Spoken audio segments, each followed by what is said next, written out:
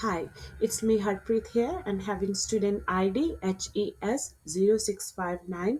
Today I'm here to give a short presentation for my subject GDECE 105, and this presentation basically based on UN conventions on the rights of children. So firstly I want to talk about a little bit what is United Nations or UN Convention on Rights of Children.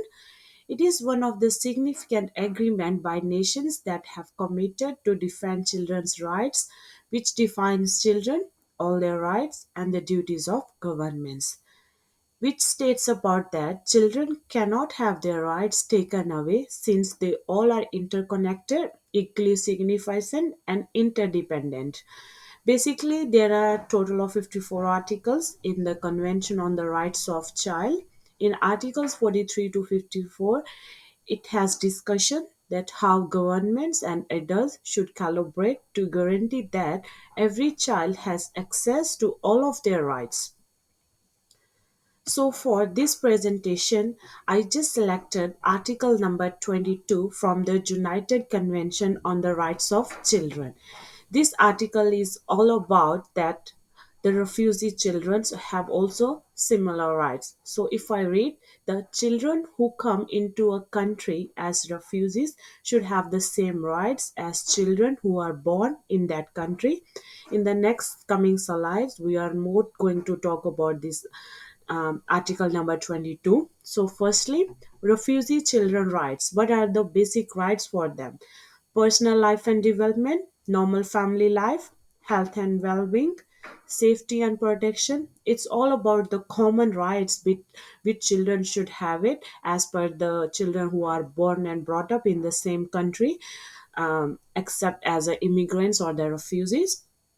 Participation in the communities, identification or sense of belongingness. And nextly, I want to talk about what are the challenges or the refugee children, or we can say the immigrants are facing. Firstly, communication barriers with communication barriers with the children from educators, as these children don't have a good command on English because is not their native language. So it's really hard to communicate in a different language because in the starting they don't even know much English. So language barrier plays a very important role that the refugee children are facing. And then children take part irregularly. Mostly we can see that, as I can see too from my past and present placements, that the children who are immigrants here or who we can say as a refugees, they don't come regular to the child care centers or early childhood centers, and it is one of the challenge too. And then emotional stress due to living conditions, behavior problems of children, because mostly these children are face the trauma conditions or everything. So there is a kind of really behavior problem in these children. They don't engage with other children, they don't do normal activities with the children, they don't engage with them during play or while eating, even for everything. I can say that parents expectations, because the background is play a very important role, as all we know. Then parents have different expectations from the children. If I compare with me too, as in my own country with my background, we don't have the same teaching methods or learning methods as compare here. We have totally different scenarios, the one we used to like the way our teachers used to taught us. So it's totally different. So my parents for the refugee children have totally different expectations, so which kind of one of the challenge too. And then linguistic barriers between educators and parents, the same thing. And then material resources, because the everything is totally different, so it is kind of the challenge too. And nextly, what can be the advocacy for the rights of children? There are some points I want to discuss. Firstly, there need to be build the capacity and knowledge and abilities of early childhood professionals to engage in a manner which promotes the achievement of children rights, so that they feel that they have the rights to engage and everything for everything. And then better comprehension of child protection issues within the domain of children's services, including the identification and support of vulnerable children at risk, and the linking of at risk children and families to appropriate sports. If any of the family or any of the child shares with their educators, so it is really important for the professionals so that they help them, like they make them aware about the child protection issues, and if they are facing any kind of financial hardships or anything, so it is really important for the professionals to link the families to appropriate sports if they need to. And then next, giving assistance in identifying and employing suitable material and resources in order to enhance children's participation and decision making in an ethical manner. So they should be like, they should inform parents too about all the materials and resources which is really helpful for their children's development and for their learning. And next, enhancing interdisciplinary solutions in the fields of education, health, and social services to support vulnerable children and children at risk of abuse, neglect, and violence. And then, last but not least, assisting professionals in forming strong relationships with the families to ensure that the children are in a safe setting.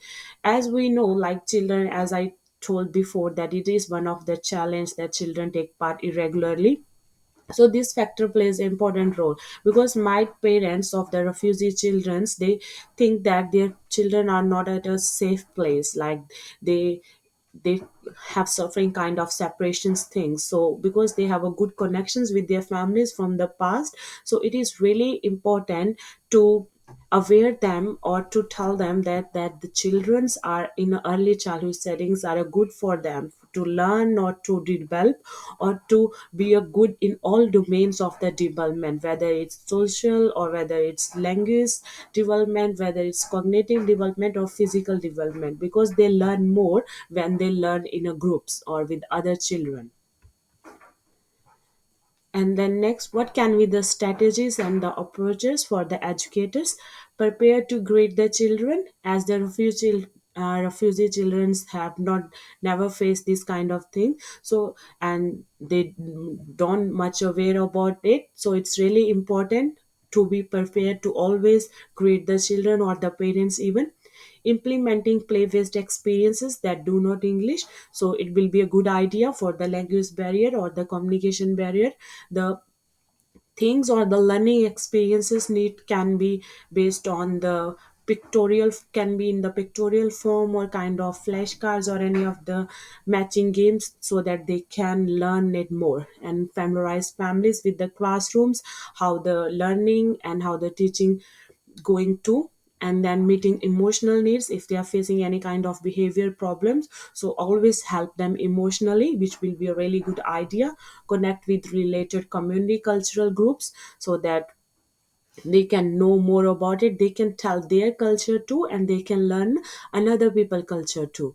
And then establish one on time with refugee children if they are facing any kind of difficulties to understand anything or to learn anything, for example language barrier kind of thing, so they can like implement the experiences or learning experiences based on one time, so that they can develop them more.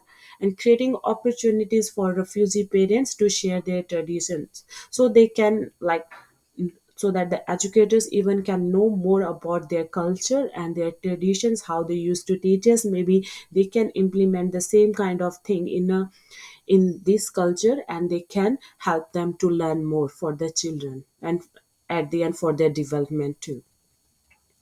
And next slide is about the outcomes, how it can be linked to EYLF and NQS.